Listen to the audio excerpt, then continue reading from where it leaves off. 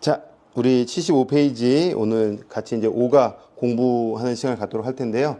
공부하기에 앞서서 우리 지난 시간에 배웠던 부분들 잠깐만 복습하고 그 다음에 오늘 같이 한번 공부하는 시간 되었으면 좋겠습니다.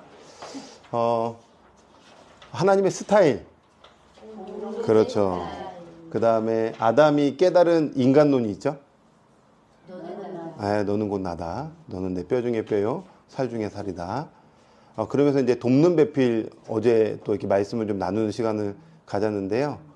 뭐 잘 전했다, 뭐 못 전했다 이걸 좀 떠나서 돕는 배필이 또 이런 좀 귀한 의미가 있구나. 시간 되실 때 저희 홈페이지에 올려놨으니까 한번 돕는 배필이 또 이런 의미가 있구나라고 보셔도 좋을 것 같습니다. 그리고 하나님께서 선악과를 만드셨어요. 선악과를 통해서 아담과 하와에게 가르쳐 주신 진리는 선악과를 볼 때마다 늘 기억해야 되는 거예요. 누가 왕이신가? 누가 왕이시죠? 하나님만이 왕이시다. 그게 어겼기 때문에 하나님과의 관계가 끊어졌지만 하나님의 사랑은 무궁하시고 하나님의 사랑은 언제나 초월적이기 때문에 다시 가죽옷을 통하여 덮어주시고 구원을 베풀어 주시고 그리고 하나님께 나아갈 수 있는 길을 열어주시고 그래서 창세기 3장의 선악과 사건 다음에 4장에 가인과 아벨의 제사 이야기가 나오고 그 제사에서 가인이 동생 예배자를 살해하다 보니까 예배자를 하나님 또 다른 예배자를 또 다른 씨를 주셨으니 그 사람이 셋이고 그래서 창세기 5장에 이어지는 족보는 예배자들의 이야기고 창세기 6장의 노아 홍수는 예배자가 예배하지 않는 자들과 완전히 섞여서 하나님을 떠나서 우상 숭배로 가는 그런 완전히 변질된 타락한 하나님의 마음을 너무나도 슬프게 한 그런 세계로 바뀌다 보니까 하나님께서 홍수 심판을 통하여 다시 노아를 통해서 예배자를 세워 가시는데 얼마 못 가죠. 오늘 보니까 이제 얼마 못 간다는 걸 또 한번 확인할 텐데 그래서 하나님은 또 다른 계획으로 예배자를 세울 거예요. 창세기 12장에 부르신 사람 누굴까요? 그렇죠. 아브라함. 아브라함을 통해서 이제 하나님 나라의 민족이 이제 펼쳐질 겁니다. 근데 나라를 구성하려면 세 가지가 필요해요. 국민, 주권, 영토가 필요해요. 그래서 창세기 12장부터 아브라함을 부르신 사건부터 그의 아들 이삭, 그의 아들 야곱, 하나님께서 야곱을 통하여 이스라엘로 이름을 바꿔주시고 그의 12 아들들을 통하여서 요셉 이야기까지 끝이 났는데 끝이 나면서의 어떤 부분은 뭐냐면 국민 만들기가 끝난 거예요. 하나님 나라 국민이 이제 세팅이 된 거니까 그 다음은 뭘 받아야 될까요? 주권, 즉 하나님 나라의 법을 받아야 돼. 그리고 법 받았으면은 하나님의 말씀의 진리 안에서 살아내기 위해서 영토가 필요해요.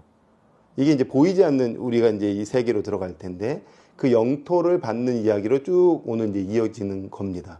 다음 시간까지. 그래서 오늘은 오가의 제목처럼 국민을 만들었으니 법도 제정하고 영토도 주겠다. 이런 흐름으로 진행이 되는데 제목을 같이 한번 우리 읽어볼까요? 오가입니다. 75페이지. 시작. 국민을 만들었으니 법도 제정하고 영토도 주겠다. 네. 국민을 만들었다는 건 창세기 50장 끝났다는 거예요.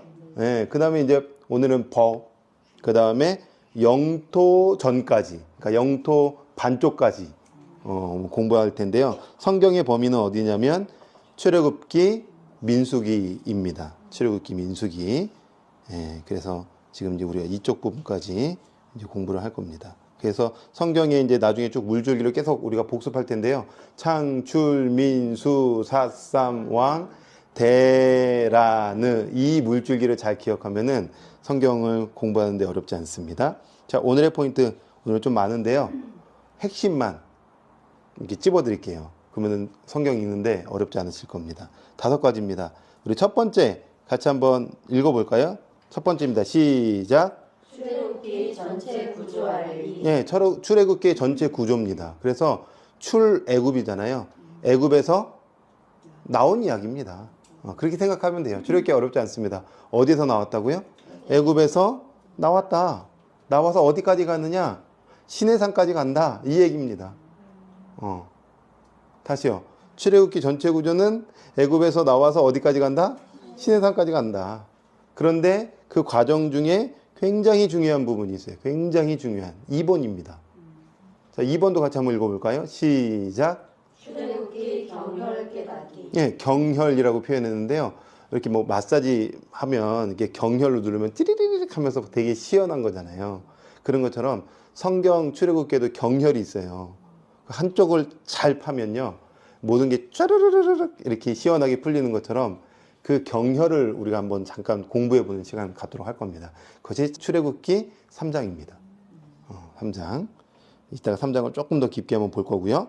자, 3번 같이 한번 읽어볼까요? 시작. 출애굽기의 세 가지 핵심 이해하기. 네, 그래서 경혈을 짚고 나면 그 다음에 경혈 이후에 핵심 메시지인 세 가지만 딱 기억하면 돼요. 어렵지 않습니다. 금방 외울 수 있습니다. 못 외우면 다음 주에 또 복습하니까 알아서 잘 외워집니다. 자연스럽게. 자, 그 다음에 오늘 출애굽기와 민수기까지이기 때문에 저 4번은 이제 민수기죠. 자, 민수기 4번 읽어볼까요? 시작. 민수기의 전체 구조 알기. 5번도 읽어볼게요. 시작. 민수기 세 지점 깨닫기. 잠깐 저를 보시죠. 그래서 출애굽기는 애굽에서 나와서 시내산까지 가는 이야기. 그리고 민수기는 시내산에서 모압 평지까지 가는 이야기. 이렇게 연결돼요. 한 번 더요. 애굽에서 나와서 시내산까지 가는 이야기가 출애굽기고, 시내산에서 모압 평지까지 가는 이야기가 민수기예요. 그러면은 이제 어려운 게 하나도 없는 게 5번에 세 지점이라고 그랬잖아요. 세 지점만 잘 알면 돼요. 그럼 첫 번째 지점은 출발 지점이니까 시내산. 어디까지 간다고 그랬죠? 모압 평지. 그럼 중간에가 어디냐? 가데스 바네아. 이게 좀 어려운 단어이기 때문에 안 외우셔도 돼요. 그래도 나중에 반복하다 보면 자연스럽게 익숙해지는데, 가데스 바네아. 그래서 시내산, 가데스 바네아, 모압 평지까지 가는 민수기의 물줄기를 오늘 핵심적으로 한번 공부해보는 시간 갖도록 하겠습니다. 자, 스카치 테이프 지난 시간에 이어서 붙여주는 이야기인데요. 제가 한번 읽어볼게요. 야곱의 12아들로 구성된 70명의 이스라엘 백성들은 430년이 지나자 20세 이상만 해도 60만 3,550명으로 늘어났습니다. 병력이 약 60만 명이니 아마도 이제 추산해 보면 총 인구는 약 250만 명 이상이었을 것이다 라고 추정됩니다. 그래서 창세기 50장에서 출애굽기 1장으로 한 장만 탁 넘어가는데 몇 년이 흐른 거예요? 그렇죠. 430년이에요. 430년이 훌쩍 지났다. 그런데 뭐가 끝난 거예요? 국민 만들기가 끝이 난 거예요. 이제 뭐 받으면 되죠? 법, 그 다음 법 제정받고 영토 받고 이렇게 이어지는 스토리죠. 자, 그 다음으로 하나님은 어디에 초점을 맞추셔야 할까요? 법 만들기입니다. 법 만들기. 하나님이 하나님의 나라, 아브라함으로부터 시작되는 이 하나님의 나라의 왕권을 갖고 계신다는 사실을 선포하시는 일이었습니다. 왕으로서 어떻게 다스릴 것인가, 이것을 받아야 돼요. 어디서요? 시내산에서.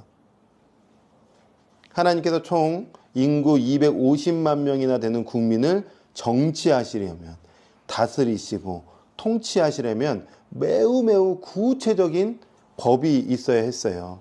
하나님은 추상적이지 않습니다. 현실입니다. 그래서 그 내용을 다룬 책이 어떤 책이냐?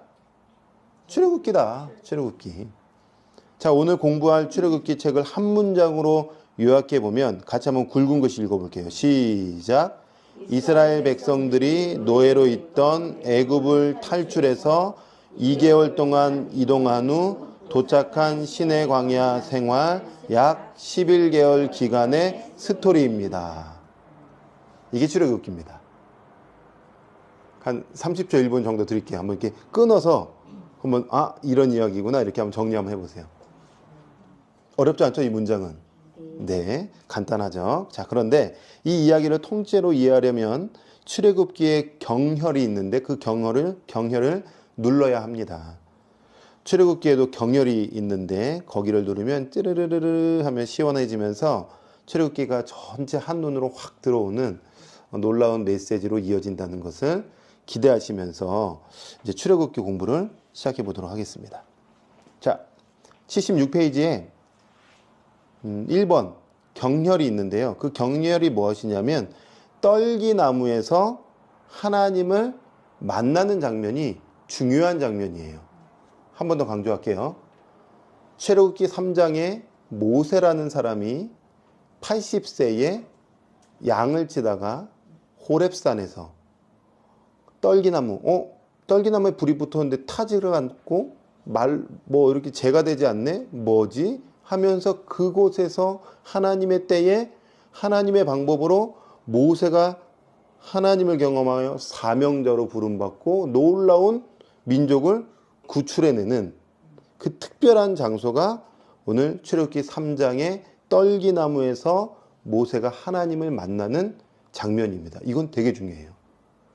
창세기 12장은 하나님 나라의 시작에 말뚝과 같다라고 표현했다면 출애굽기에서 이 만나는 장면은 너무너무 중요하다. 이 정도만 일단 이해하시고, 자, 그러면 방가루 1번을 같이 한번 읽어볼까요? 방가루 1번을 같이 읽겠습니다. 시작. 떨기나무 앞에 오기까지 모세 그는 왜 쫓겨났는가? 시대적 상황을 추적해 봅시다.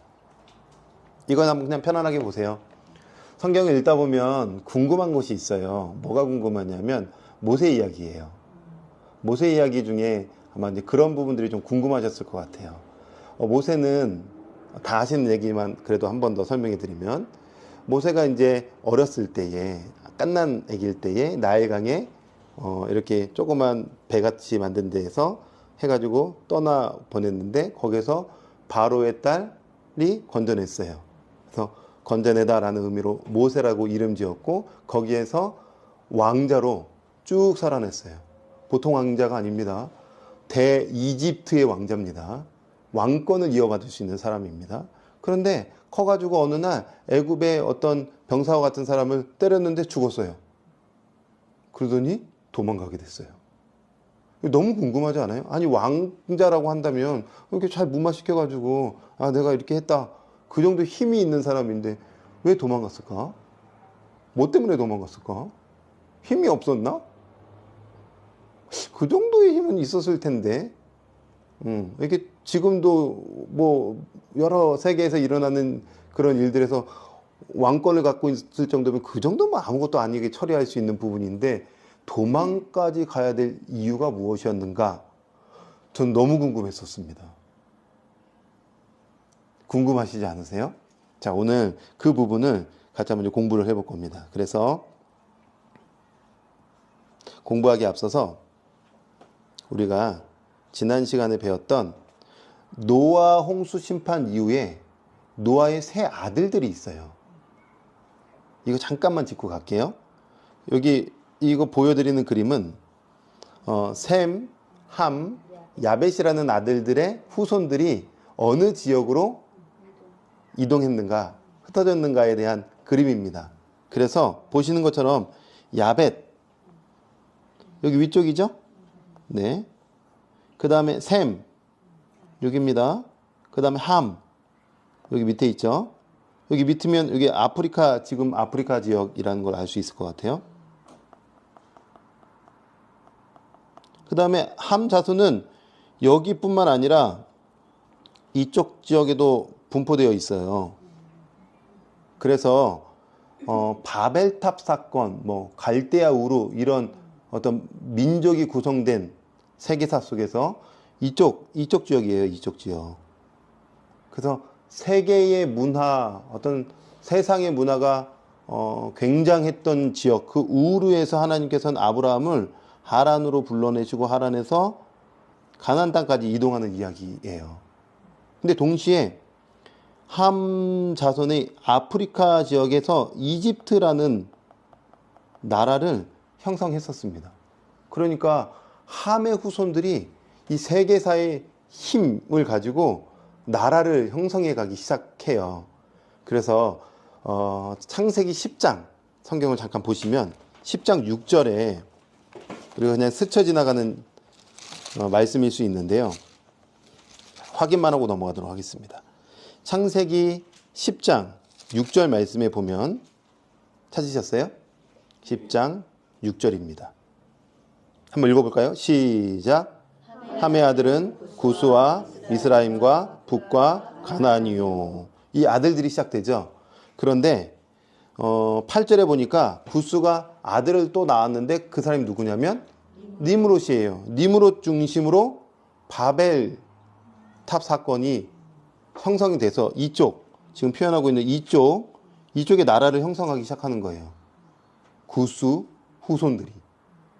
근데 동시에 6절에 보면은 구스와 또 누가 있죠? 미스라임이라는 사람이 있어요. 그죠? 미스라임의 뜻은 이집트예요.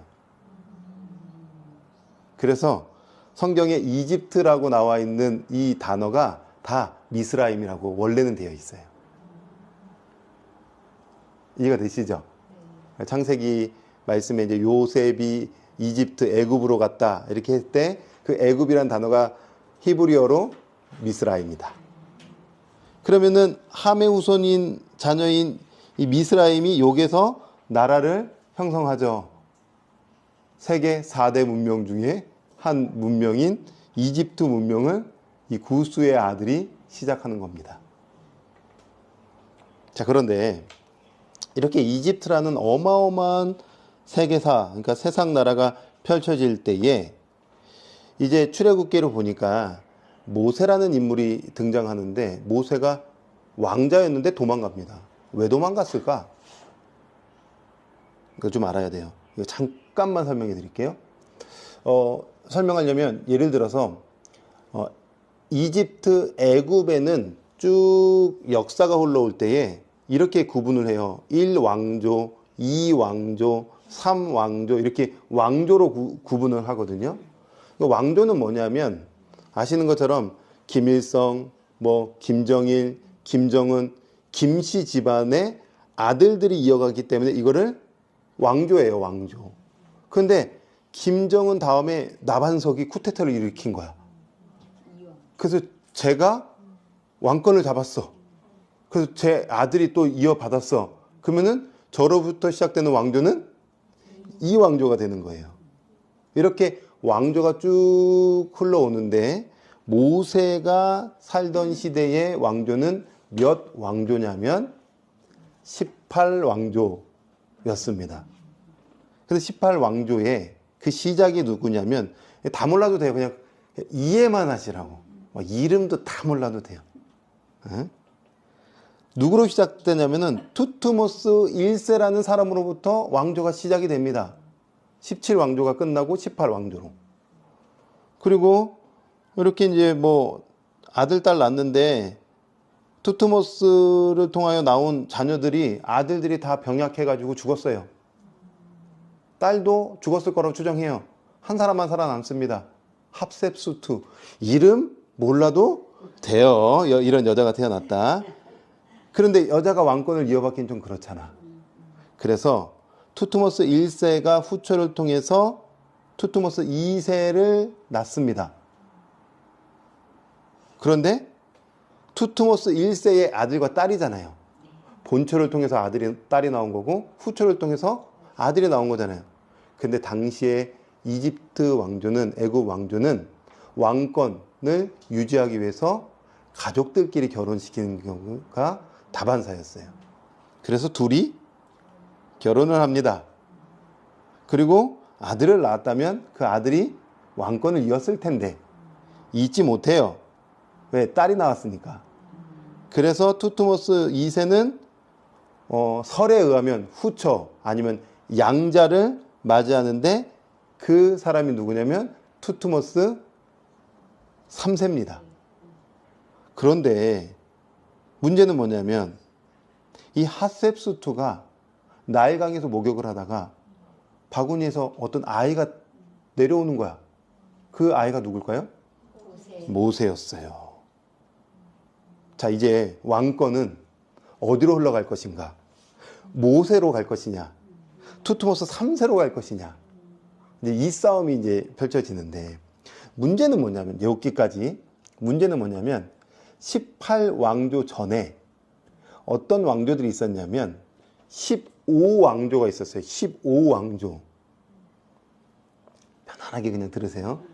15왕조는 어떤 왕조였냐면, 아까 보니까 함족속이 이게 아프리카를 이렇게 통치했었잖아요. 근데 그 옆에는 어떤 족이 있었냐면 셈족이 있었어요. 셈족.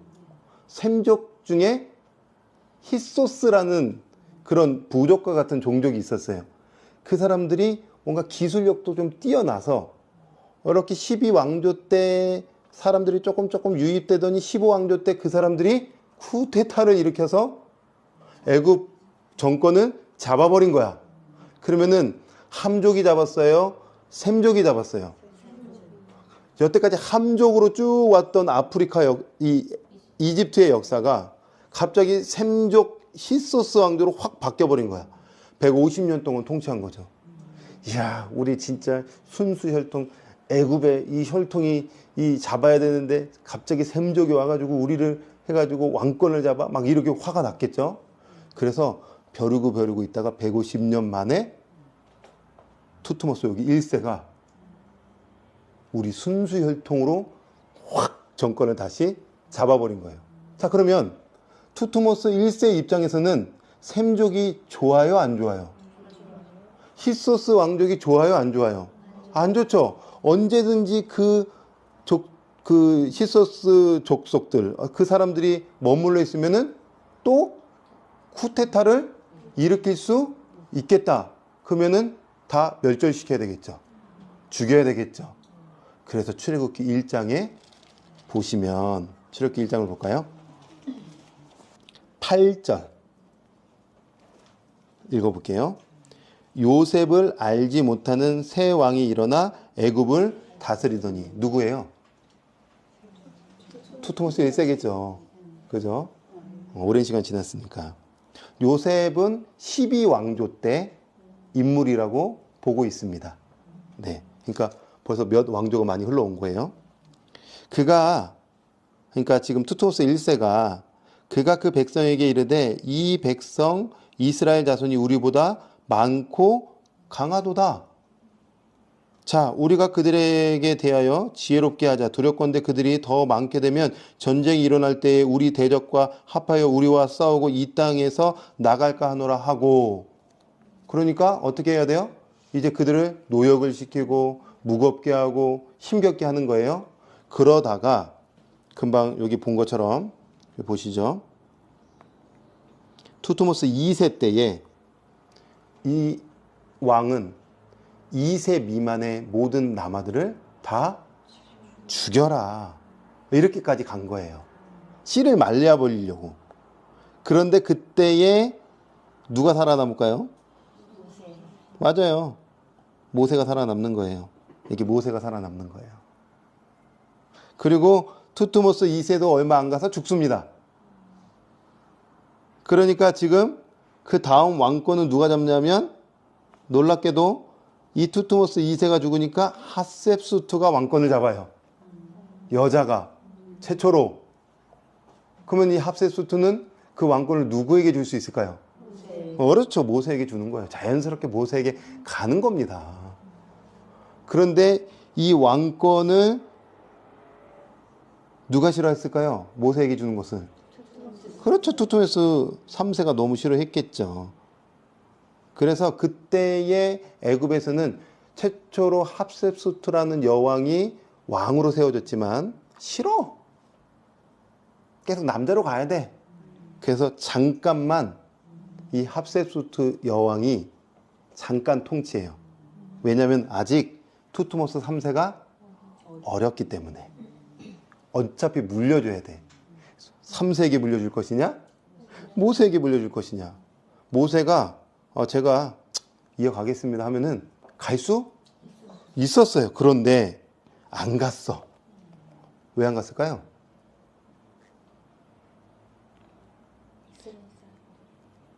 히브리서 11장 24절 25절.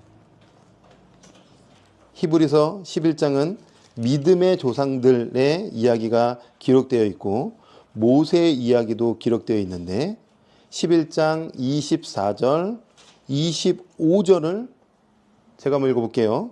다 찾으셨죠? 믿음으로 모세는 장성하여 바로의 공주의 아들이라 칭망받기를 거절하고 도리어 하나님의 백성과 함께 고난받기를 잠시 죄악의 낙을 누리는 것보다 더 좋아한 거예요. 무슨 얘기냐면 이제 합셉수트라는 이 공주 여왕 다음으로 모세가 왕이 될 수 있었는데 왕이 되려면 조건이 있어야 돼요. 뭐냐면 애굽의 제사장들을 통하여서 모세가 애굽에 신격화돼야 돼요. 그 우상을 그 애굽의 신을 따라야 돼요. 그런데 그것을 거절한 겁니다. 그가 장성하면서 수많은 애굽의 문화, 교육, 철학, 천문학, 신론, 뭐 여러 가지 인간론 다 공부하고 배워가면서 고민했던 거예요. 나는 누굴까? 난 여기 왜 존재하는가? 이 역사는 어떻게 흘러왔는가? 애굽의 역사는 지금까지 초대 왕조부터 18왕조까지 왔는데 이 문화는 어떻게 형성됐는가? 그 뿌리는 무엇인가? 고민하고 고민하면서 자기의 정체성, 민족의 뿌리를 알게 되었고 애굽이 아니라 난 셈 족속 히브리 민족으로서 그 민족의 하나님을 따라가기로 결심했던 겁니다.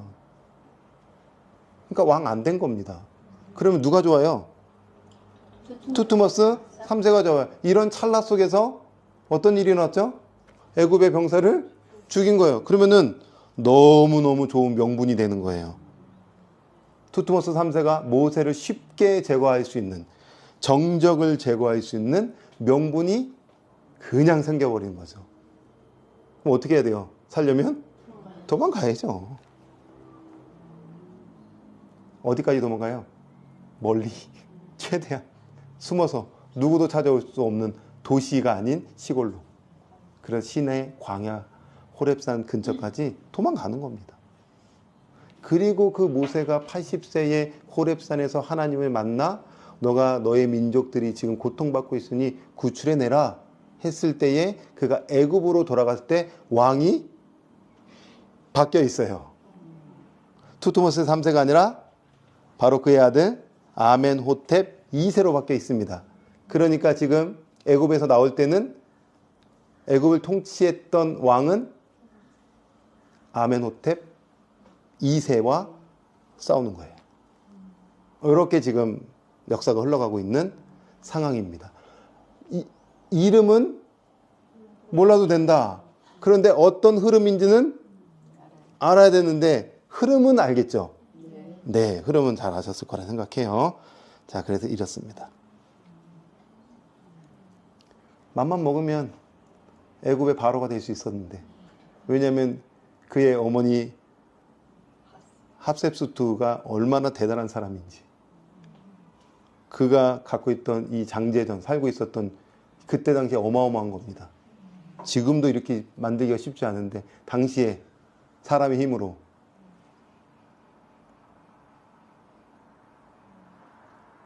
합세수트 여왕을 지금 조각한 거겠죠. 그 옆에 수호 신들, 수호 동물들. 자, 그런데 재미난 건 뭐냐면 이게 발견된 지 얼마 안 됐어요. 왜 얼마 안 됐을까요? 투트모스 3세가 너무 열받았어. 엄마가 그러니까 뭐 양어머니라고 해야 되나요? 조금만 섭정을 해야 되는데 조금만 하다가 줘야 되는데 22년 동안 한 거야. 아우 모세한테 주고 싶었나? 열받은가? 그러니까 그 엄마의 모든 그런 것들, 양어머니의 모든 것들을 다 지워버리고 싶을 정도로 싹 없앴다가 최근에 발견됐습니다. 심지어 DNA 이거 뭐 이렇게 뭐 그것까지 해가지고 아, 이 여왕 것이다라고 밝혀졌대요. 그리고 재미난 건 뭐냐면 아까 18왕조였다고 그랬잖아요. 그죠? 15왕조는 셈족의 히소스 왕족이 통치했다고 그랬잖아요. 그러니까 아까 처음에 나왔던 그 첫 번째 왕이요. 이 셈족의 힉소스 왕족이 너무 싫은 거야. 150년 동안 본인들이 통치하니까. 거기 문화를 다 말살시켜버렸어요. 다 지워버립니다. 몇 개밖에 안 남았었어요. 역사가들은 그걸 또 고고학자들은 발견해가지고 그 역사를 착 맞춰놨죠. 그런 이집트 문명의 문화의 역사가 있었어요. 자, 이런 상황 속에서 이제 다음으로 넘어가면 떨기나무까지 이제 모세가 그런 과정 속에서 오게 됐어요. 흐름은 창세기에서 50장까지 이제 애굽으로 민족이 들어왔고요. 창세기 끝나자 이제 출애굽기는 모세를 통하여서 이스라엘 백성들이 어디까지 가냐면 시내산까지 가는 과정입니다. 그런데 먼저 모세가 먼저 갔어요. 도망가서 먼저 시내산에 가가지고요. 40년 동안 뺑뺑이 돌면서 하나님 앞에 훈련 받습니다. 그러니까 소위 말하면 이스라엘 백성들이 광야에서 뺑뺑이 돌고 광야를 통과하는 것처럼요. 모세도 그의 인생 속에서 광야를 통과했습니다. 신앙에는 인생에는 광야가 있어요. 편안하게 편리하게 모든 거 뭐 이렇게 좋게만 신앙생활 할 수 없습니다. 하나님은 고난과 고통을 통해서 우리를 반드시 빚어가시고 성숙하게 만들어 가세요. 그것이 때로는 가정을 통해서든지 이웃을 통해서든지 누군가를 통해서 계속 나의 인격도 다 하나님 앞에 꺾여지고 박살나고 파탄나고 하나님께 두 손 들게끔 하나님이 그렇게 우리 인생 가운데 광야를 주세요. 모세도 광야를 통과했죠. 그리고 하나님의 때에 그가 호렙산에서 하나님을 만납니다. 출애굽기 3장입니다. 3장에 보면 제가 1절부터 한번 천천히 한번 잠깐 읽어볼게요. 모세가 그의 장인 미디안 제사장 이드로의 양떼를 치더니 그 떼를 광야 서쪽으로 인도하여 하나님의 삶 호렙에 이름에 여호와의 사자가 떨기나무 가운데로 나오는 불꽃 안에서 그에게 나타나시니라. 그가 보니 떨기나무에 불이 붙었으나 그 떨기나무가 사라지지 않고 있는 거예요. 신기한 광경이죠. 그런데 여러분 보시는 것처럼 여기 광야입니다. 이게 아마 호렙산이라고 추정하고 있는데요. 여긴 너무 덥고요. 태양볕이 뜨겁기 때문에 언제든지 땅에 이게 나무에 불이 붙을 확률이 되게 많대요. 불 붙는 게 이게 희한한 일이 아닌 거예요. 평범하게 일어날 수 있는 일인데 모세가 딱 봤을 때 불 붙었으니까 그냥 불 붙었구나라고 생각할 수 있는데 놀라운 건 뭐냐면 그 나무가 타지 않는 거예요. 그래서 3절에 이에 모세가 이르되 내가 돌이켜 가서 이 큰 광경을 보리라. 처음에 봤는데 불 붙었네. 근데 가다가 사라지지가 않네. 다시 돌아간 거라고 말씀하고 있죠. 떨기나무가 어찌하여 타지 아니하는고 하니 그때에 놀라운 만남이 일어나죠. 여호와께서 그가 보려고 돌이켜 오는 것을 보신지라. 하나님이 떨기나무에서 그를 불러 이르시되 모세야 모세야 라고 말씀하셨어요. 자, 잠깐 저를 보시죠. 여러분이 모세입니다. 보편적으로 늘 불 붙는 광경들이 늘 있었는데 오늘날도 불이 붙었는데 타지를 않아요. 근데 그 나무로부터 내적으로 소리가 들립니다. 은주야, 아영아 이렇게 불렀어요. 여러분 뭐라고 대답하시겠어요? 와, 뭐 귀신이다, 뭐 이럴 수도 있고 또 뭐 잘못 들었나? 이럴 수도 있고 뭐지? 이럴 수도 있고 내가 요즘 잠 못 잤나? 뭐 이럴 수도 있고. 그러니까 우리가 그렇게 반응하는 게 보편적인데 오늘 4절의 말씀에 보니까 그가 이르되 뭐죠?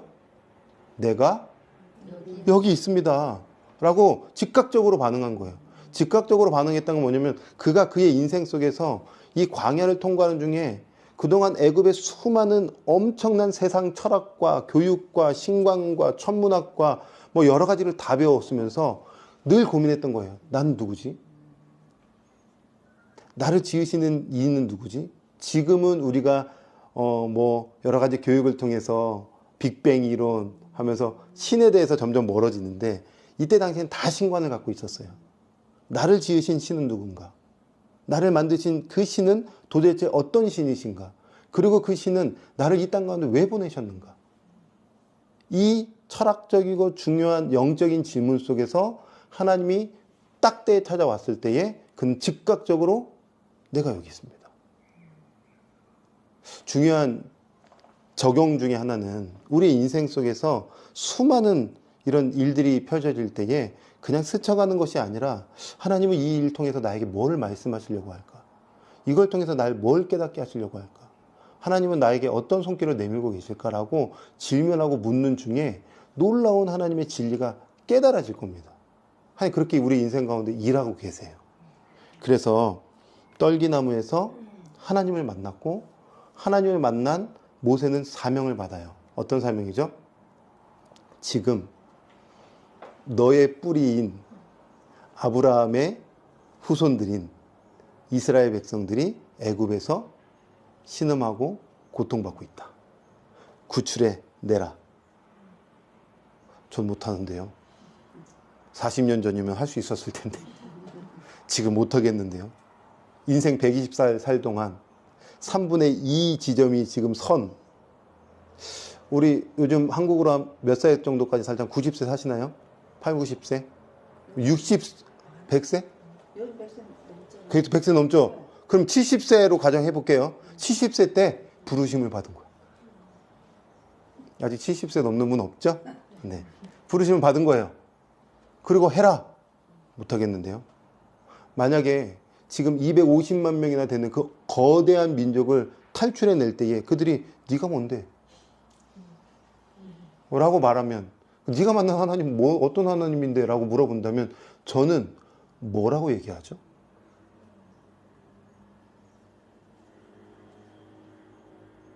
내가 만난 하나님은 어떤 하나님이라고 제가 뭐라고 얘기할 수 있을까요?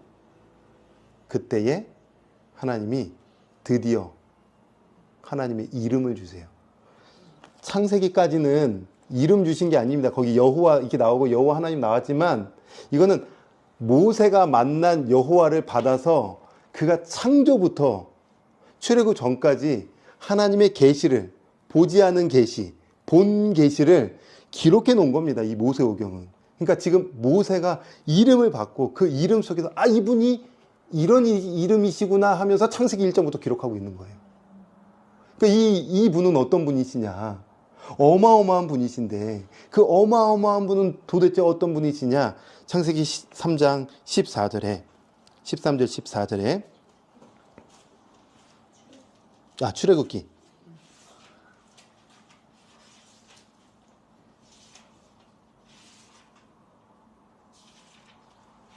3장 13절 14절 모세가 하나님께 아뢰되 내가 이스라엘 자손에게 가서 이르기를 너의 조상의 하나님이 나를 너희에게 보내셨다 하면 그들이 내게 묻기를 그의 이름이 무엇이냐? 이름도 얘기 안 하고 랄랄라 칼라바 이렇게 얘기할 수는 없지 않냐? 그럼 내가 무엇이라고 그들에게 신의 이름을 말할 수 있겠습니까? 그때에 하나님이 모세에게 이르시되 뭐라고 얘기하시죠? 나는 스스로 있는 자다.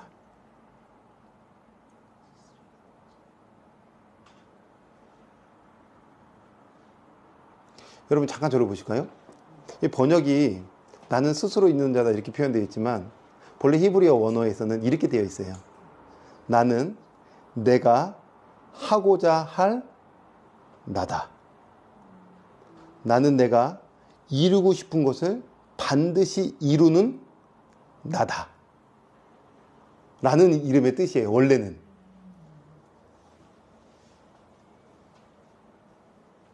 내가 너 구원할 거야? 난 반드시 구원할 나야. 너의 인생 가운데 그래서 경험해 라는 뜻이에요.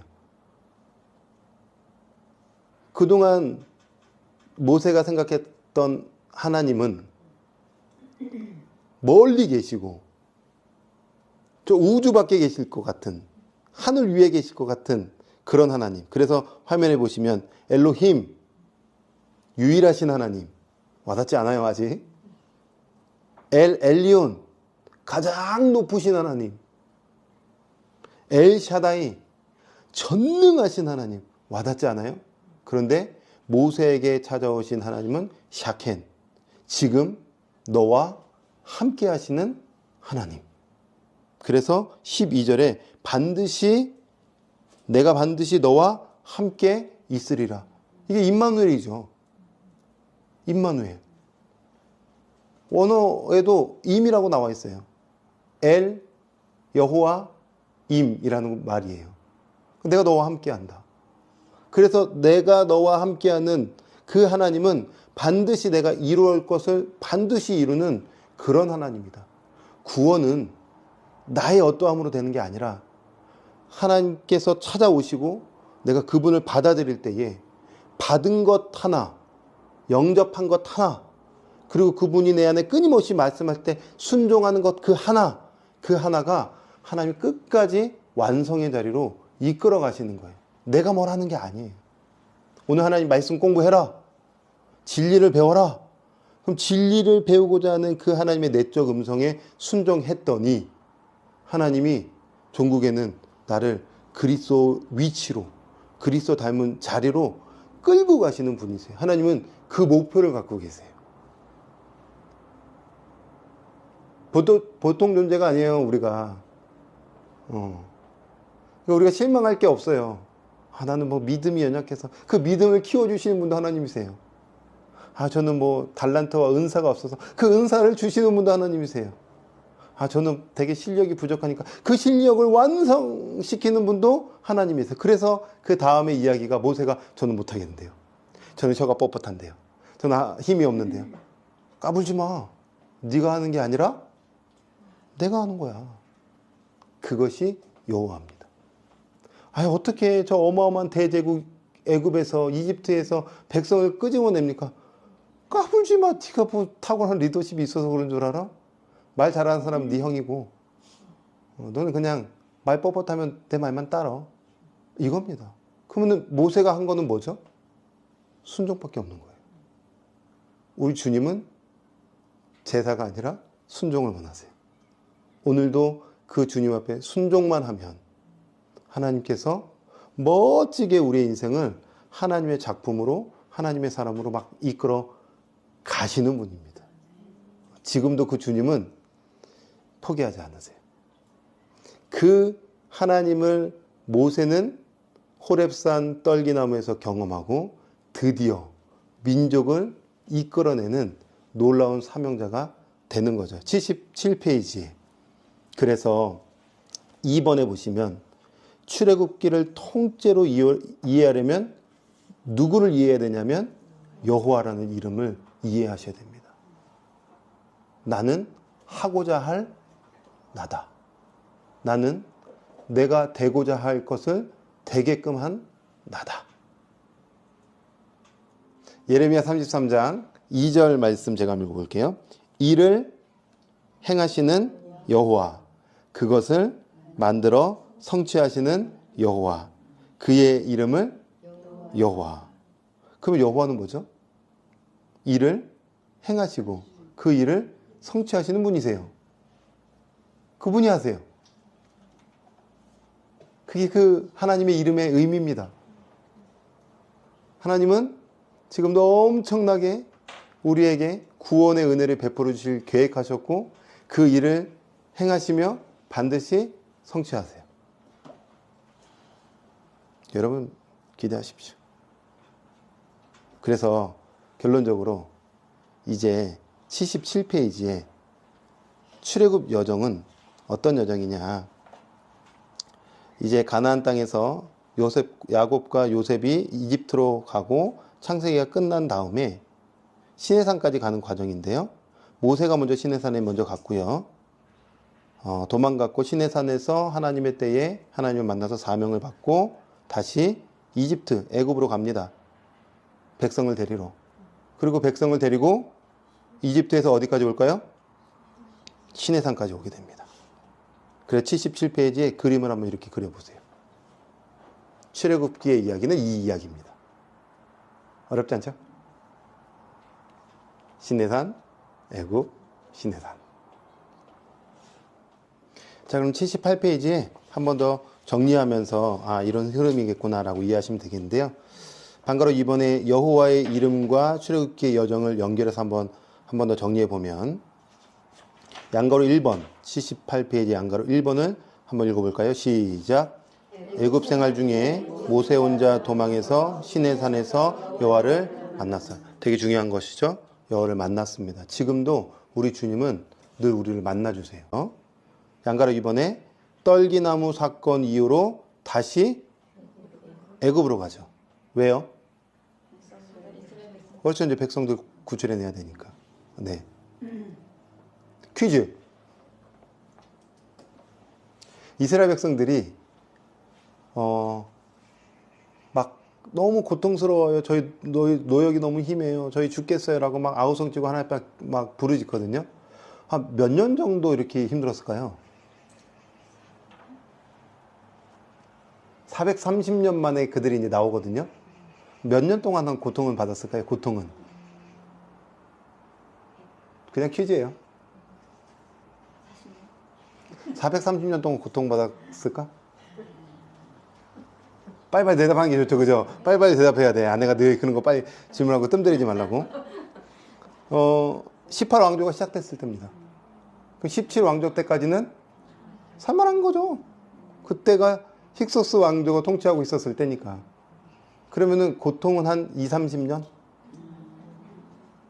네, 꽤 많지만 430년이라고 생각할 수도 있었기 때문에 하나님 처음부터 애굽에서 막 그들 다 고난 가운과 뭐 노예 가운데 막 그렇게 힘겨운 가운데 430년을 그냥 힘겹게 보냈을 거라고 착각할 수 있을 것 같아서 한 10년? 20년? 이 정도 지금 고통 가운데 있을 때에 하나님이 그들의 소리를 들으시고 모세를 통해서 구출해 내시는 거예요.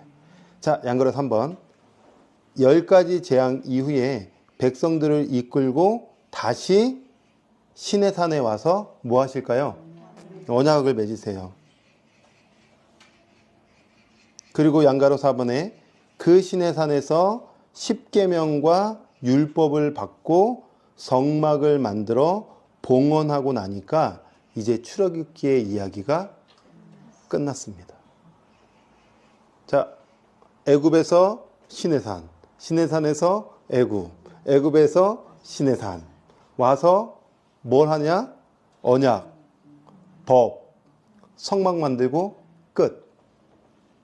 이겁니다. 그럼 언약이 뭐냐? 아까 말했던 이제 초반에 우리가 핵심 세 가지가 이거예요. 언약, 법, 성막이 핵심이에요. 언약은 뭐냐면 출애굽기 19장을 잠깐 열어보시면 이 언약입니다.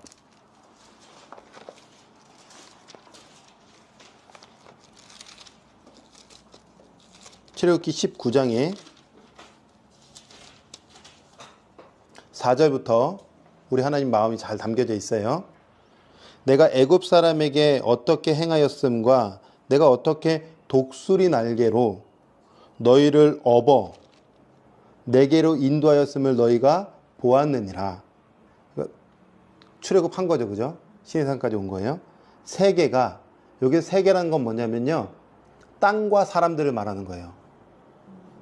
모든 만물과 모든 사람을 세계라고 표현한 단어입니다. 세계가 다 누구에게 속했어요?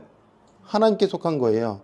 너희가 내 말을 잘 듣고 언약을 지키면 너희는 모든 민족 중에서 내 소유가 되겠고 너희가 내게 대하여 어떤 나라예요? 제사장 나라가 되며 거룩한 백성이 되리라. 너는 이 말을 이스라엘 자손에게 전하라. 하나님의 꿈은 뭐냐면 여러분 한 사람 한 사람이 제사장 나라가 되는 겁니다. 제사장이 뭐죠? 하나님과 죄인을 연결시켜주는 역할입니다. 하나님은 누구는 택하셔가지고 누구만 구원받게끔 하는 것이 아니라 지금 이 민족을 통해서 열방이 주께로 돌아오게끔 하는 게 꿈이에요. 그래서 니누의 백성들도, 우상에 쪄들어 있는 니누의 백성들도 그 요나가 외치니까 12만 명이 회개하고 돌아오는 겁니다. 근데 이 돌아오는 게 이게 사람이 얼마나 강박한지 안 들어와요.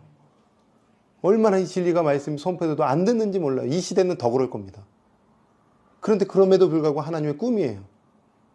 지금도 우리가 생존하고 있는, 살아있는 이유는 이 꿈이 저와 여러분을 통해서 실현되고 싶으신 게 하나님의 꿈이에요.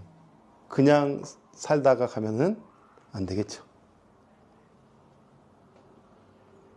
이게 언약입니다. 그 다음에 출애굽기 20장부터 법을 주셨어요. 20장은 무슨 법이냐면 10계명입니다.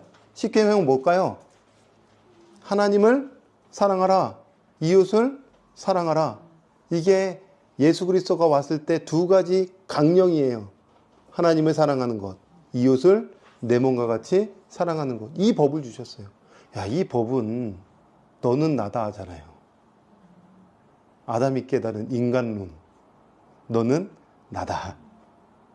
그거를 법으로 또 다시 제정해 주시고 또 구체적으로 기록해 주시고 얼마나 우리 하나님이 일관되세요. 얼마나 일관되세요. 그리고 출애굽기의 마지막 부분은 성막을 지어라 입니다. 왜 성막 짓죠? 제사하고 또 성막을 짓는 건 뭐냐면 너 지금 뜬구름 잡는 신앙생활하고 있지? 이런 거예요. 나 그냥 전능자로만 보고 있지? 이제는 너희와 함께하는 것을 보면서 가라. 임마누엘. 그러니까 성막은 우리 가운데 거하시는 하나님을 보여주신 거예요.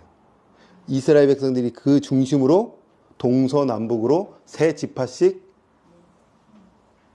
텐트를 짓습니다. 동서남북. 질서가 잡힌 거예요. 말씀은 삶의 질서를 줍니다.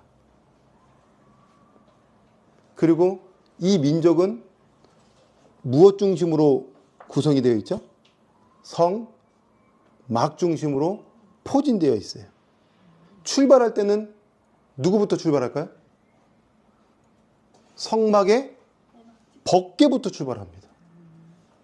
그 인생을 앞장서시는 분이 누구죠? 하나님이세요. 하나님. 제가 말씀을 또 준비하면서 스쳐 지나가는 생각은 또 개척 이 생각이 지면서 제 마음에 그런 마음을 주시는 거죠. 현석아, 내가 앞장서가. 네가 앞장서지 마. 저는 주님께서 주신 것만 잘 먹어서 나누면 되는 거예요. 주님이 교회를 이끌고 가실 거예요. 숫자는 중요하지 않습니다. 얼만큼 많냐, 얼만큼 적냐는 우리 주님의 관심이 아니에요. 붙여주신 영혼에게 생명을 주는 교회냐, 그렇지 않는 교회냐가 중요한 거죠. 그 일을 부르셨고 그 일에 앞장서시는 분이 우리 주님이세요. 그렇다면 여러분의 인생도 마찬가지죠. 하나님이 끌고 가실 겁니다. 그렇게 우리를 부르셨어요. 자, 그래서 출애굽기의 여정을 마지막으로 정리해 보면 시내산까지 오는데 이렇게 옵니다. 지도만 편안하게 보세요. 자, 숫곳, 람셋, 비돔, 에담, 마라, 엘림, 르비딤, 시내산. 2개월 반 만에, 약 3개월 만에 시내산까지 행진해서 옵니다. 그리고 이 시내산에서 언약 백성 되고 벗 십계명 받고 성막 짓고 모든 게 하나님의 법 안에서 세팅이 끝나면 이제는 영토 받으러 가야 되니까 시내산에서 약 1년 10여 개월 5일을 머물면서 이 질서 작업하신 겁니다. 질서 작업. 무턱대고 가지 마라. 노예 근성 다 버려라. 애굽의 노예 이제 아니다. 너는 내 나라 백성이다. 내 민족이다. 당당해져라. 그래서 요한복음에서 요한은 11장에 너는 신이다 이렇게 표현한 거예요. 네 안에 그리스도가 계시니 너는 그리스도다. 네 안에 하나님이 계시니 너는 하나님이다. 네 안에 유일하신 여호와 신이 계시니 너는 신이다. 너는 신들의 아들이다. 이렇게 표현하고 있는 거예요. 당당하는 거 세상 살아가면서 당당해라. 꿀리지 마라. 비교하지 마라. 그리고 세상에 없는 것 같다면 비참해하지 마라. 그리스도가 우리 가운데 계시는데 뭐가 그렇게 비교하고 비참하냐? 이런 마음으로 하나님이 작업하신 거예요. 얼마나 좋습니까? 그 주님과 늘 동행해야 되겠죠? 네. 78페이지에 양가로 1번부터 양가로 4번까지 한 30초에서 1분 정도 드릴 테니까 천천히 읽으면서요. 또 그림도 보면서 아, 출애굽이 이렇게 정리가 되는구나. 정리 잘 되셨죠? 자, 출애굽기는 애굽에서 어디까지 오는 이야기라고요? 네, 시내산까지. 요 물줄기 잊지 마시고. 자, 78페이지 한번 읽어볼게요. 자, 민수기 공부입니다. 이제 출애굽기 끝났으니까요.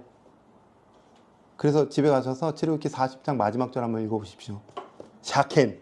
그러니까 성막에 구름이 가득하더라고 끝납니다. 이게 뭐냐면 하나님의 임재의 영광이 가득했다. 이렇게 끝나는 거예요. 자, 출애굽기의 끝은 시내산이었습니다. 출애굽기가 끝나면 벌써 가나안에 다 왔다고 생각하면 안 됩니다. 이제 겨우 1년 지났습니다. 하나님께서는 시내산에서 하실 일을 다 마치셨습니다. 더 이상 이곳, 이 시내산에 머물 이유가 없습니다. 이제는 최종 목적지를 향해 이동해야 합니다. 하나님께서 약속하신 그 땅, 이들의 최종 목적지를 향해 떠나야 합니다. 민수기는 땅을 만들러 가는 여정의 책이에요. 땅이 만들어진 책이 아니라 땅을 만들러 가기 위해서 이동하는 책이에요.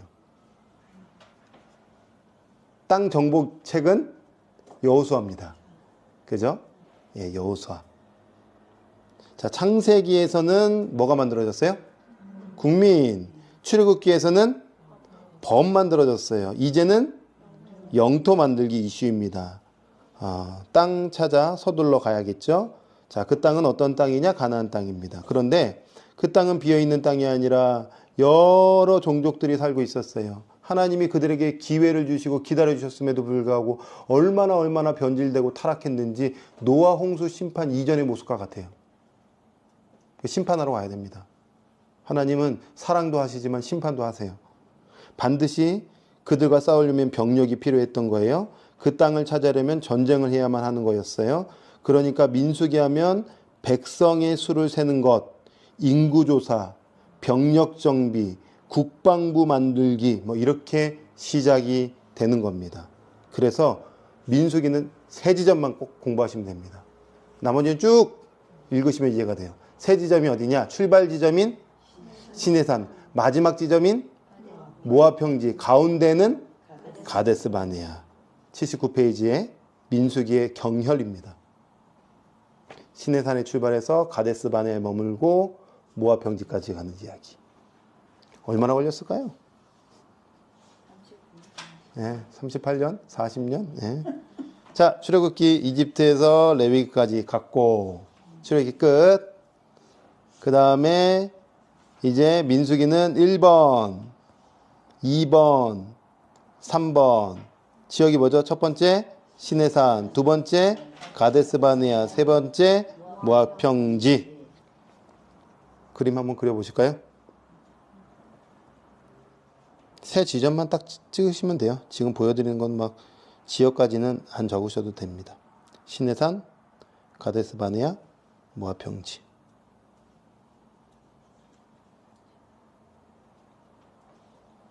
세 지점, 중요한 지점. 간단하게 찝어드리겠습니다.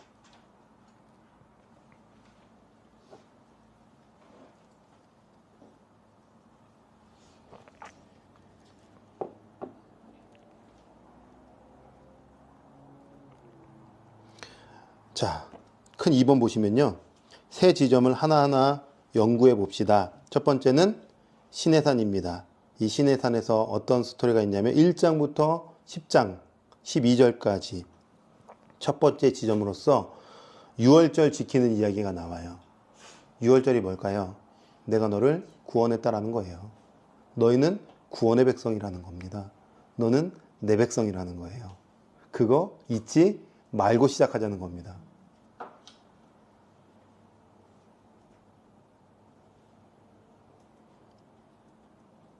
그리고 계수합니다. 무엇을 계수할까요? 사울 병력을 계수하겠죠. 60만 3,550명, 60만 명 병력, 용사들을 계수합니다. 전쟁이에요. 신앙생활은 전쟁입니다. 영적 전쟁이에요. 마귀가 호락호락하지 않습니다. 온갖 방법으로 넘어뜨릴 겁니다. 그런데 우리가 승리할 수 있는 힘은 나로부터 오는 것이 아니라 그리스도께로부터 옵니다. 그래서 믿음이 중요합니다. 우리 하나님의 최고의 일은 우리를 믿게끔 하는 겁니다. 그거 외에 우리 주님이 큰 관심이 없으세요. 믿는 게 뭘까요? 믿음이 뭐죠? 진짜 왕이라도 중요한 거. 맞아요. 또 믿음이 뭘까요? 뭐 하잖아요. 바라는 것들이 실상이요. 보이지 않는 것의 증거니. 그게 뭘까요? 믿음은 쉽게 정리해드리면 하나님을 경험하는 거예요. 인생 속에서. 난 지금 열심히 믿다가 아닙니다. 내가 오늘도 내 삶 가운데 찾아오신 주님을 경험하면서 그 경험 속에서 주님을 따라가는 게 믿음입니다. 믿는 마음. 그건 이제 사전적 정의겠죠. 주님이 아브라함을 찾아오셨어. 그 찾아오신 하나님의 손길을 경험하고 그 주님과 함께 손 붙잡고 경험하면서 가는 게 믿음이죠. 또 끌고 가시잖아요. 최종적으로 아들 바치는 모리아산까지 끌고 가실 때 그분을 경험하면서 갔더니 그 수준까지 갔더라. 그러니까 지금도 우리 주님은 주님을 경험하게끔 우리를 온갖 방법으로 또 몰아붙이실 텐데 경험하며 살아야 되겠죠. 반응하며 살아야 되겠죠. 그래서 내 백성이다. 계수하고 이동하고 신의 산을 떠나서 이동하는 겁니다. 어디까지 갈까요? 네, 가데스 바네아까지 갑니다. 자, 가데스 바네아까지 갔다는 건 뭐냐면 그 위에가 바로 드디어 젖과 꿀이 흐르는 가나안 땅인 거예요. 우리 주님은 복잡하게 가려고 하지 않으셨어요, 사실은. 가데스 바네아에서 그냥 바로 올라가면 되는 거예요. 우리 인생들이 복잡하게 살 뿐이지 우리 주님은 복잡하지 않습니다. 가데스 바네아까지 갑니다. 그리고 12명의 각 지파의 정탐꾼 한 명씩 딱 뽑아서 가나안 땅을 정탐하게끔 합니다. 몇십 일 동안요? 40일 동안 정탐하고 왔어요. 이제 두 부류로 나눠지겠죠? 보고가. 잘 아시는 것처럼 12명이 보고하는데 보고가 두 부류로 나눠요. 10명의 보고와 2명의 보고. 그런데 보니까 눈으로 보이는 가나안 땅은 어마어마한 거예요. 사람들의 키도 크고 뭐 땅도 어마어마하고 또 거기 병거도 있고 하니까 잽 될까요? 안 될까요? 안 되죠. 애굽에서 나왔을 때 뭐 무기 갖고 온 것도 아닐 텐데 근데 거기는 무기가 있어. 거긴 총도 있고 탱크도 있는데 우리는 칼 한 자루야. 칼도 아니야. 막대기 하나 있어. 그러면은 싸워서 이길 수 있어요? 없어요? 없죠. 현실적인 얘기 해야 되겠죠. 우리는 그들의 밥이다. 그러니까 메뚜기, 우리는 그들에게 메뚜기와 같은 존재다. 이렇게 표현한 거예요. 메뚜기 맞죠? 현실 봤으니까. 이게 10명의 보고입니다. 우리는 그들에 보면 메뚜기와 같다. 2명. 여호수아와 갈렙은 뭐라고 보고할까요? 그들은 우리의 밥이다. 우리가 그들의 밥이 아니라 그들이 우리의 밥이다. 왜요? 보는 거는 우리가 밥인 것 같던데. 뭘 봤죠? 하나님 본 거예요. 우린 뭘 안 될 것 같아. 우린 뭐가 힘들어. 그런데 그 위를 보는 겁니다. 예수 그리스도께서 풍랑 위를 걸어오셨어요. 제자들을 만날 때 제자들이 막 풍랑에서 막 이리 휘둘리고 저리 휘둘리고 그 엄청난 배를 잘 모는 베테랑들이 막 두려움에 떨고 있을 때에 배에 있어서는 그냥 전문가잖아요. 그런데 그 풍랑 위를 예수 그리스도께서 탁 걸어오셨어요. 그리고 베드로가 그 풍랑 위를 걷게 되었을 때에 풍랑 바라보면서 빠져들었어요. 그때 그 손을 딱 잡아 일으키면서 풍랑에서 바다 빠져있는 베드로를 다시 건지셨어요. 우리 주님은 왜 풍랑 위를 걸어오셨을까요? 풍랑 보지 마라. 풍랑은 세상이잖아요. 그 성경에서 말하면 세상을 의미하는 거예요. 세상 보지 마라. 세상 보지 말고 세상 위를 주관하시고 세상 위를 걸어오시고 세상 위에서 통치하시는 왕을 봐라. 그리스도를 봐라. 가정 위를 주관하시는 주님을 보고, 직장을 주관하시는 주님을 보고, 우리의 인생을 주관하시는 주님을 봐라. 주님이 손 딱 잡아주시면, 잡으면 경험하잖아요. 그게 믿음이죠. 계속 경험케 우리 주님이 콜링하시는데, 문제는 이제 여기까지 온, 가데스 바네아까지 온 이스라엘 백성들은 10명의 보고를 취했을까요? 2명의 보고를 취했을까요? 그렇죠. 10명의 보고를 취했죠. 아무것도 아닌 것 같은데 어마어마한 겁니다. 왜 어마어마한 거냐? 이제는 영토만 딱 차지하면 되잖아요. 국민 만들어졌고 법도 주셨으니 마지막 영토 딱 하면은 드디어 하나님의 거대 꿈, 그리고 제사장 나라를 실현하실 하나님의 놀라운 그 기쁨이 목전에서, 저 싫은데요. 저 사명 안 감당하고 싶은데요. 저 가데스 바네아 못 가겠는데요. 다시 애굽으로 가고 싶은데요. 사명을 포기한 거예요. 어마어마한 포기인 거예요. 하나님이 지금까지 경험케 하셨잖아요. 인생 가운데 어마어마한 수많은 기적을 보여주셨잖아요. 우리를 구원하시고 자녀 삼아 주시고 수많은 풍파를 지나오게끔 하시고 먹여주시고 입혀주시고 살려주시고, 드디어 너도 네 나이에 사명 좀 감당해라, 생명을 좀 살려라, 하나님의 나라를 좀 실현해라 라고 콜링하셨는데 싫은데요. 주님이 나 아브라함의 판도를 바꿔버릴 거야, 이렇게 지금 화가 나셨어요. 그럼 너희는 안 되겠다. 너희가 그 수준이면 안 되겠다. 그래서 가데스 바네아에서 출애굽했던 20세 이상입니다. 여기서 1세대, 20세 이상 싸울 수 있는 1세대들은 다 죽습니다. 1살부터 18살, 17살까지는 살아남지만 18세 이후는 병력에 들어가니까 그 이후에 사람들은 다 죽습니다. 사명 포기하니까. 그래서 38년 동안 가데스 바네아에서 그냥 있는 거예요. 먹고 살다 죽는 인생. 80페이지 보세요.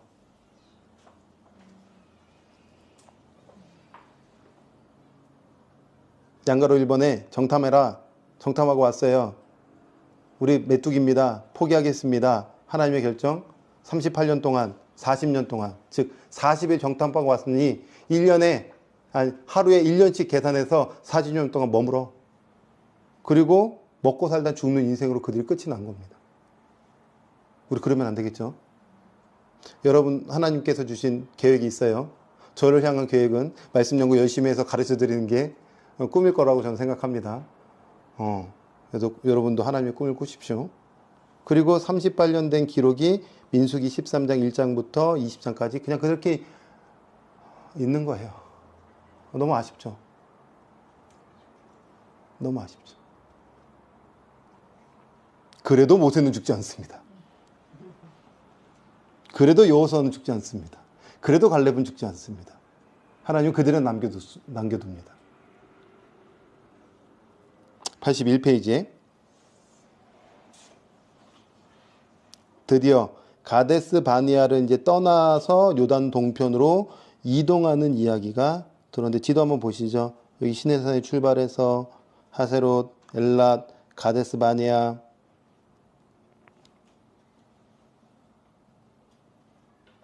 갔다가 돌아와서 38년 동안 먹고 살다가 아무런 의미 없는 인생 살다가 끝이 나서 그들은 드디어 2세대들과 함께 모압 평지로 이동하게 될 겁니다. 에시온 게베를 통하여서 왕의 대로, 즉 모압, 에돔, 모압, 암몬이라는 이 어마어마한 고속도로가 사실 있어요. 왕의 대로라는 고속도로가 있어요. 오늘날로만 고속도로죠. 거기 우리 아무것도 안 건드릴게요.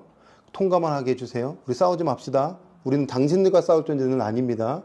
라고 요청했는데 그들이 거절해요. 그래서 우회해서 갑니다. 이렇게 뺑 옆으로 돌아서 가는 거예요. 에돔, 모압, 암몬, 아모리 가는 거예요. 이게 지금 이 빨간 지점이 왕의 대로입니다. 쭉 고속도로 갈 수 있는. 그냥 그림만 보세요. 지금도 이런 왕의 대로처럼 이런 길이 있다고 해요. 쉽게 갈 수 있는. 가다가 페트라도 만나고 영화 촬영지 이런 문화가 있는 곳. 이것은 실크로드와도 연결이 되는 길입니다. 세계로 뻗어나갈 수 있는 길. 신라까지 연결되더라고요. 이렇게 연결되는 겁니다. 이 길. 싸우지 말자. 이 길로 가게끔 하는데 그들이 방해하니까 하나님은 우회시켜서 가죠. 근데 우회돼도요. 지금 모압 평지는 누가 점령하고 있냐면 아모리 족속이 점령하고 있어요. 결국에는 그들과 싸울 수밖에 없어요. 싸웁니다. 그래서 81페이지 보면 가데스 바네아를 떠나서 요단 동편까지 가서 그 요단 동편을 점령하는데 드디어 가데스 바네아를 떠나다 광야 2세대가 이동하는 순간이다. 이동하면서 가데스 바네아를 떠나서 여기 우회로 해서 아모리 족속을 점령하게 됩니다. 문제가 있어요. 뭐가 문제냐면 모압 평지까지 딱 도착했는데 81페이지에 방가로 3번에 어떤 사건이 일어났냐면 바알 부올 사건이 일어납니다. 그 전에는 발락과 발람 사건도 있습니다. 무슨 얘기냐면 잠깐 들어보실까요? 가면서 지금 여기 이 모압 에돔 족속들이요 긴장하고 있는 거예요. 와 250만 명이나 지금 저 이동하는 저 민족의 신 저들이 저렇게 가면 우리 위기인데? 그러니까 신들의 전쟁이에요. 당신은 신들의 전쟁. 그러면은 모압의 신을 박수무당을 불러서 저들을 저주해서 멸절시켜야 되겠다 해가지고 발락이 무당 발람을 부릅니다. 그래서 제발 저 민족을 저주해 주십시오. 저주 됐을까요? 안 됐을까요?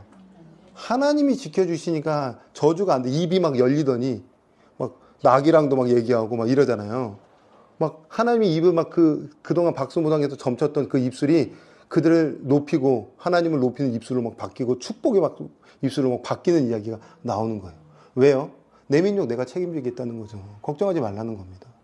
근데 문제는 뭐냐면 모압 평지까지 잘 갔는데 양가로 일본의 바알볼 사건이 나타난 거예요. 무슨 얘기냐면 거기에서 모압 평지에서 축제가 일어난 거예요. 어떤 축제냐? 우상축제. 우상축제는 성관계 축제도 연관되어 있어요. 성적으로 난잡하고 우상에게 막 얼굴에 뭐 칠하고 막 이런 축제가 일어난 거예요. 세상에 너무 좋은 너무 재밌는 축제가 딱 펼쳐지니까 그 축제에 이스라엘 사람들도 동참한 거예요. 섞인 거예요. 셋계열은 가인계열과 섞이면 안 된다. 뭐 해야 되죠? 정복해야 된다. 사랑으로, 복음으로, 하나님의 능력으로. 근데 바알복음 사건은 섞인 사건이에요. 하나님이 어마어마하게 심판합니다. 24,000명인가요? 죽죠. 근데 잠깐 들어보시면 이거는 그냥 표본이에요. 야, 너희들 이 모압 평지에서 일어난 이 바알 축제에서도 섞이면 근데 가나안 땅 정복 못해. 여기서 좀 몇 대 맞자. 정신 차리고 가자. 이렇게 된 거예요, 사실은. 제발 좀 섞이지 마라. 너희들 그럴 존재가 아니다라고 이 바알볼 사건을 통해서 다시 경각심을 주셔서 이 사건을 봤던 모세는 이제 죽음을 앞두고 이 모압 평지까지 딱 와가지고 뭘 쓰냐면 신명기서를 쓰는 거예요. 그럼 신명기서는 대략 감을 잡아보면 어떤 내용일까요? 하나님만 섬겨라. 또 그냥 추론해 보세요. 하나님만 섬겨라. 또 섞이지 마라. 또 섞이지 않으면 축복이다 이거예요. 그래서 막 에발산 뭐 이렇게 세워놓고 축복과 저주 막 이렇게 퍼포먼스 하잖아요. 왜요? 섞이면 그렇게 된다는 거예요. 섞이지 않으면은 축복이라는 거예요. 그래서 정복하죠. 나중에 이제 여호수아 가는데. 그런데 얼마 안 가서 사사기에서 섞이죠. 이게 반복됩니다. 우리 신앙 하나님께서 거룩하라고 말씀하시고 섞이지 말라고 하는데 섞일 때가 많죠. 그럼에도 불구하고 맞는 것이, 두들겨 맞는 것이 축복입니다. 저주가 아니에요. 오히려 하나님이 포기하지 않는 사랑입니다. 내 내면이 막 너무 괴로워. 축복입니다. 화인 맞으면 괴롭지도 않아요. 신앙에 막 뭔가 트러블이 있어서 뭐 괴로워요. 축복입니다. 괴롭지 않은 것은 저주인 거죠. 이렇게 모압 평지까지 왔습니다. 시내산, 가데스바네아, 모압 평지. 사명을 감당하십시오. 언제까지요? 다다음 주까지. 언제까지요? 갈 때까지. 그 사명 딱 끝나니까 총기가 살아있고 시력이 좋음에도 불구하고, 그러니까 다시 말하면 영적으로 아주 밝았음에도 불구하고 120세의 모세는 하나님이 데리고 가세요. 늙어서 가는 거 아닙니다. 늙어서 죽는 거 아닙니다. 하나님의 사람들은 사명 끝나면 가는 겁니다. 그러면은 살아있다는 것은 사명 감당이라. 길지만 82페이지, 83페이지 제가 쭉 천천히 읽고 정리된 글이니까요. 기도하고 마치도록 하겠습니다. 하나님은 창조주로서 왕이십니다. 사실은 온 세상을 다스리셔야 합니다.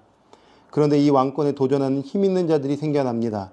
그들이 왕이 되어 흘러가는 인류 일반 역사 속에 하나님은 당신도 나라 하나를 세우시기로 작정하십니다. 아브라함을 불러 내가 너로 큰 민족을 이루겠다고 하십니다. 이 나라를 세우는 이유는 간단합니다. 너는 내 백성이니 복이다. 그 복을 저 모든 열방 나라에게도 전파해라. 너로 인하여 모든 민족이 복을 얻을 것이다. 여러분에게, 우리에게 말씀하시는 거예요. 아브라함 한 사람으로 출발한 하나님의 나라가 야곱의 12아들로 골격이 구성되었습니다. 12지파입니다. 오늘날로 말하면 교회입니다. 구원의 백성들입니다. 요한계시록에 말하면 14만 4천 명이고 흰옷 입은 자들입니다. 출애굽기에 와보니 그들이 번성해서 250만 명의 가량의 국민이 되었습니다.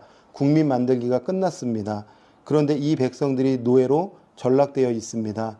하나님이 왕이신 나라인데 백성들이 노예라니 있을 수 없는 얘기입니다. 하나님은 이들에게 해방을 주십니다. 출애굽시킨 이후에 너희들은 내 백성이다, 노예가 아니다 하십니다. 이것을 시내산 언약이라고 합니다. 제사장 나라다, 내 백성이다. 이제는 하나님은 그들의 왕이십니다. 그 백성 가운데 거하시면서 통치하시겠다는 것입니다. 어떻게 해요? 말씀으로요. 법으로요. 하나님 통치는요, 꼭 기억하십시오. 이걸로 통치됩니다. 이 말씀. 말씀을 연구하는 사람, 말씀을 가까이 하는 사람, 말씀을 통해서 인생을 접목시키는 사람이 하나님의 백성입니다. 이거 한 번도 안 보고, 한 번도 연구 안 하고, 한 번도 가까이 하지 않고 다른 것 한다? 거짓입니다. 솔직히 말하면. 우리 주님 성경에 단 한 번도 그렇게 얘기한 적이 없어요. 교회에서 성경 안 가르치면 안 됩니다. 성경 꼭 가르쳐야 됩니다. 그런데 그렇게 국민들을 다스리려면 법이 필요했던 겁니다. 이 세상이 실제로 존재했던 유형 국가였습니다. 현실이었습니다. 나라가 유지되어야 한다는 말입니다. 그래서 하나님께서는 친히 입법하신 겁니다. 십계명과 율법이 그것입니다. 앞으로 하나님은 그들을 친히 인도해 나가실 것입니다. 이제 시내산에서 할 일을 마치고 다음 목적지로 출발합니다. 그 목적지는 가나안 땅이었습니다. 국민도 법도 있으니 그 다음은 땅입니다. 땅. 그런데 그 땅은 그냥 얻어지는 땅이 아니었습니다. 정탐도 하고 또 사전조사도 하고 작전도 짜고 싸워야 전쟁해야 하는 땅입니다. 세상 나라는 정복해야 얻어집니다. 수고해야 얻어집니다. 사랑해야 얻어집니다. 세상은 단순히 보이는 이런 세상만 생각하지 마십시오. 가정도 세상이 될 수 있습니다. 가정을 정복해야 합니다. 무엇으로요? 사랑으로, 복음으로, 희생으로. 그 관점이 다르죠. 세상과. 출애굽한 백성들이 그걸 안 하겠다고 한 것이 민수기의 관건이었습니다. 하나님의 입장은 단호하셨습니다. 정복하지 않겠다면 그냥 먹다 죽으라는 것입니다. 그래서 그 1세대가 죽기를 기다리느라 가데스 바네아에서 38년의 세월을 허송세월하는 겁니다. 그러지 말자는 겁니다. 그 후 광야 2세대가 자라서 새로운 대중이 되었을 때에 노종 모세는 그들을 이끌고 요단 동편을 점령했습니다. 비록 요단 서편 가나안은 못 들어가도 요단 동편은 우리 땅이다 하는 성취감을 안고 모압 평지에 앉아있는 모세의 얼굴이 보이십니까? 그 노종의 마지막 걱정은 과연 2세대들, 이 어린 아이들이 잘할 수 있을까? 요단 서편에 가서 섞이지 않고 가나안 정복할 수 있을까? 이스라엘이 과연 모든 민족으로 복을 얻게 하는 사명을 감당할 수 있을까? 였습니다. 그들이 잘할까요?